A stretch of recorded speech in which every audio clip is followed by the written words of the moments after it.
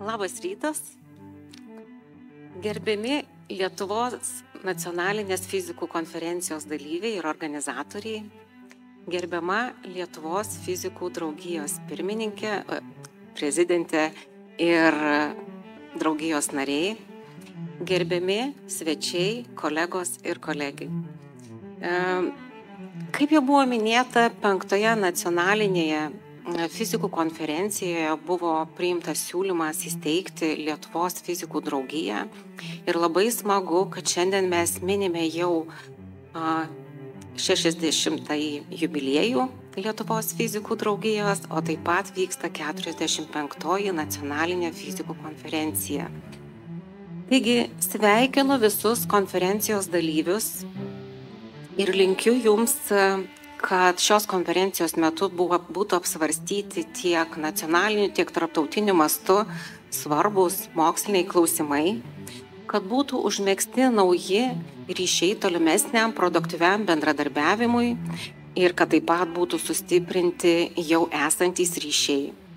Taigi linkiu jums, kad mokslinės diskusijos būtų įdomios ir vertingos, kad skatintų tobulėti ir siekti naujų tikslų.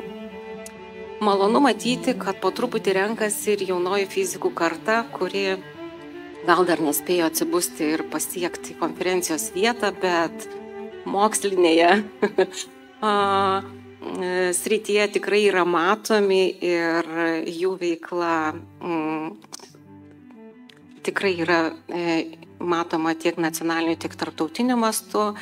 Taigi, manau, kad investicija į žinias moka geriausias palūkanas. Tai jaunimas, kaupkit žinias šios konferencijos metu ir tikiuosi, kad įgytos žinios jūs dar labiau praturtins ir įkvėps tolimesniai aktyviai moksliniai veiklai. Man didelė garbė atstovaujant Lietuvos chemikų draugiją dalyvauti šiame renginyje. Tai sveikinu Lietuvos fizikų draugiją su ir prezidente, ir visus narius su tokiu gražiu 60 metų jubiliejumi ir linkiu, kad toliau jums netrūktų ryžto, išminties ir veržlumo siekti naujų tikslų ir toliau sėkmingai atstovauti Lietuvos fizikus tiek Lietuvoje, tiek užsienyje.